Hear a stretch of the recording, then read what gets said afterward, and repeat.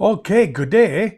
Ever tell yourself just one more highlight and 3 hours later you're repainting a shoulder pad for the fourth time and somehow it looks worse than it did at 9 p.m., eh? Yeah, let's fix that, bud. That's the rule of diminishing returns, punching you in the face with a size 2 brush, bud.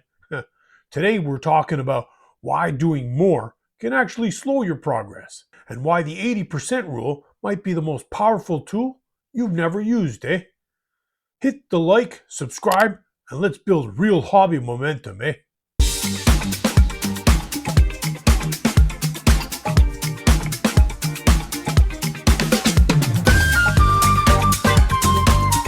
Welcome back to C7 Hobbies. I'm Colossal Meltdown, where we don't just paint minis, we train the mind behind the brush, bud. This is part of mastering hobby momentum, the psychology of staying consistent without losing your joy, eh? Today's framework twist, bud, we're structuring this around 3 stages. 1. Awareness, spotting diminishing returns. 2. Adjustment, knowing when to stop. And 3. Amplification, using small wins to create sustainable momentum. By the end, you're going to finish more models, enjoy the process more, and stop burning out halfway through squads, bud. So let's go, eh? Part 1. The rule of diminishing returns. Alright, let's define this clearly, bud. The rule of diminishing returns is an economic principle that says after a certain point, additional effort produces smaller and smaller improvements, bud. That concept, well established in economics, eh? But we're not in economics. When applied to creative work, bud, it fits frighteningly well. In miniature painting, the first 60% of effort creates 80% of the visual impact, eh? The last 20% of perfection can take 50% of your time, bud. And sometimes, nobody but you notices the difference, eh? Now here's the psychological trap, bud. Perfection feels productive, eh? But often, perfectionism is just disguised as avoidance, bud. We tell ourselves, it's not ready, eh? It needs one more glaze. It's not golden demon level. Speaking of which, bud, if you're ever comparing your tabletop squad to golden demon entries and thought, why do I even try? Well, that's your comparison monster sneaking in from a different playlist, bud. Go watch that episode after this one. But here's the real truth, eh? Most of us are not painting for international display competitions. We're painting to play games, build armies, relax after work, express creativity, or feel progress, eh? And yet we sabotage our own momentum chasing microscopic improvements that don't actually matter for our goals. You're not entering this guy in the Louvre, eh? He's going to spend his life getting shots at by orcs on a 4x6 table, bud. He doesn't need museum quality bleeding on his left kneecap, eh? Psychological insight. Here's what's happening in your brain, bud. Our brains are wired to chase completion, eh? But also mastery. The danger is when mastery becomes unattainable in a single session, eh? Because then perfectionism activates stress responses. Stress reduces creativity. Reduced creativity leads to frustration, bud. And frustration leads to avoidance. And suddenly, your half-painted squad has been sitting there since last winter, bud. In Canada, eh? Which is a long winter, bud. Like we're talking about forgetting what summer feels like long, eh? Your models have been gathering dust longer than some people's relationships last, bud. Part 2. Spotting diminishing returns in real time. Alright, here are 5 red flags. We've crossed the line, bud. Red flag number 1. You're repainting details that are already good, eh? If you're going back to fix something that was fine 2 hours ago, bud, you've crossed over, eh? Red flag number 2. You're zooming in closer and closer and closer to find flaws, bud. If you need a magnifying glass to see the problem, eh? Your opponent at the table won't see it, bud. Red flag number 3. You feel irritation instead of enjoyment, eh?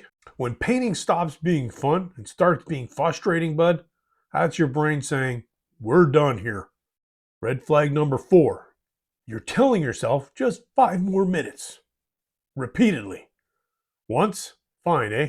3 times? You're lying to yourself, bud. Red flag number 5. You're tired, but stubborn, eh?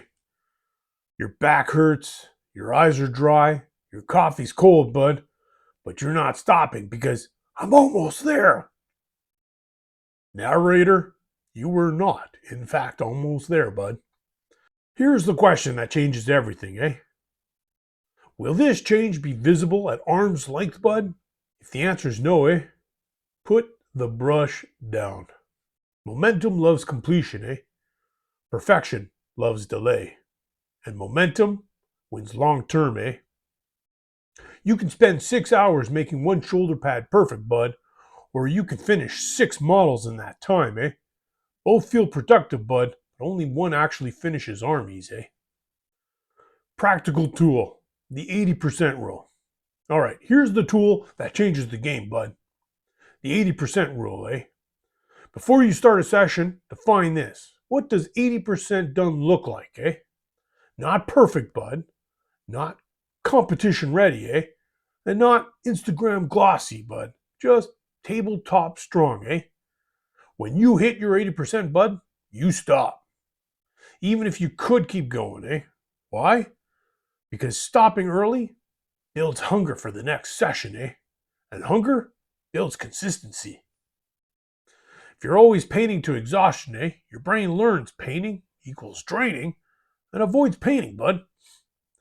But if you stop while you're enjoying it, your brain learns painting equals fun. Do more painting, bud. It's like leaving a restaurant slightly hungry instead of rolling on the floor unbuttoning your pants, eh? You actually want to come back, bud. Part 3. Celebrating small wins. Now, let's talk about the most underrated productivity tool in this hobby, bud.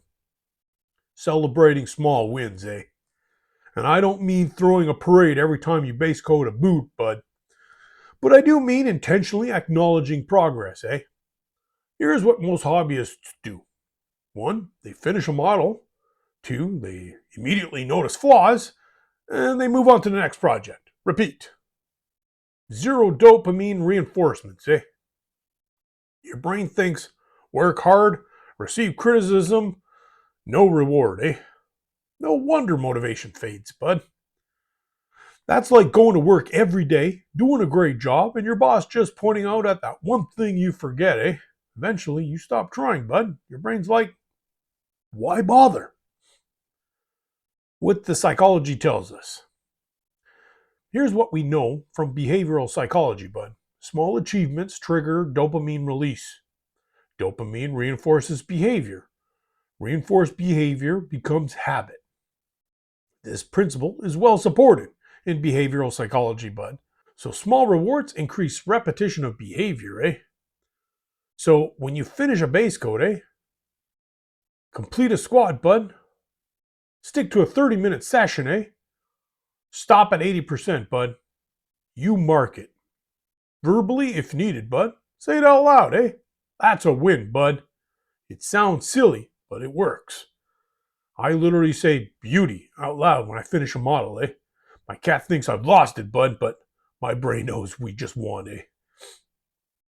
Practical tools for small wins. All right.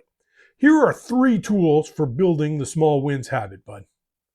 Tool number 1, the micro finish method. Instead of saying, I need to finish this army, bud, you say, tonight, I finished shoulder pads. Done, win. Momentum grows and small completions, eh? Not giant unfinished goals, bud. Tool number 2, the visible progress rule. Keeping completed models visible, eh? Not hidden in foam, bud. Visual proof of progress reinforces identity, eh? I'm someone who finishes. Your brain sees the evidence every day, eh? It believes it more. Tool number 3, the session scorecard, eh? After each session, bud, rate yourself on effort. Did I show up? Focus. Was I present? And progress. Did I move forward? Even if the model isn't done, consistency gets rewarded, eh? Because we're training behavior, bud, not chasing perfection. Gold stars aren't just for kindergarten, bud. Your brain loves them at any age. Part 4. The hidden burnout loop. Alright, here's how diminishing returns and ignoring small wins combine to kill momentum, bud. Overworked, eh? Frustration, bud. No celebration, eh? No dopamine, bud. Reduced motivation, eh? Avoidance, bud. Guilt. Repeat. Sounds familiar? We break the loop. Stopping earlier, celebrating smaller, and repeating more often. Momentum is built through sustainable cycles, bud, not heroic marathons, eh? This isn't about lowering standards, buds. It's about increasing completion. And completion builds confidence. Confidence builds skill. And skill builds quality. In that order, eh? You can't get good at something you never finish, bud. That's like trying to get good at running marathons by only ever doing the first mile, eh? Part 5. Reframing mastery. Let's reframe what mastery actually means in this hobby, bud. Mastery in miniature painting is not painting one perfect model, bud. Mastery is painting consistently for years, showing up when motivation dips, knowing when to stop, and knowing when to celebrate, eh? That's the long-term game, bud. That's how armies actually get finished. The painter who finishes 100 good enough models, they beat the painter with 5 perfect models and 95 unfinished ones, eh? Every time, bud. Alright, here's your challenge this week, bud. Step 1, pick one project. Step 2, define what 80% done looks like. Step 3, stop there. Step 4, call it a win. Step 5, come back tomorrow, eh? If this episode helped you reframe your process, bud, hit the like, eh? Subscribe if you haven't, bud, and share this with someone who's currently repainting a purity seal for the 4th time, eh? Alright, hobby legends. Put down the brush at 80%, bud, and celebrate the small wins. I have a hobby hangout on Twitch for those interested in painting with an awesome group, along with information about our Discord server. Details below in the description. Be sure to check out the Misinformer Miniature Podcast. Get your latest tabletop gaming news or made up with a comedic spin. You can find it on YouTube, Apple, Amazon, Spotify, and most podcasting sites. I now have affiliate links. You can support the channel by purchasing hobby supplies I use through the links in the description.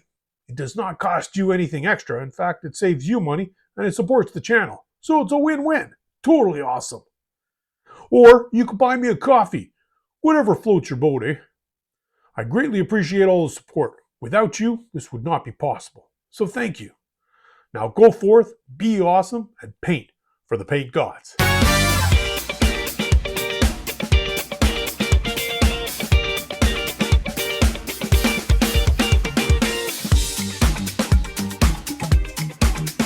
The rule of diminishing returns is an economic principle that's... Now here's the psychological, but often, perfectionism. Your models have been gathering dust longer than some. Here's what we know from behavioral psychology, bud. Tool number 3, the session scorecard. The session school. Gold stars aren't just for kindergarten. If this episode helped you refine your progress, bud. If this episode helped you reframe your process, get your latest tabletop gaming news with a comedic squint. Be sure to check out the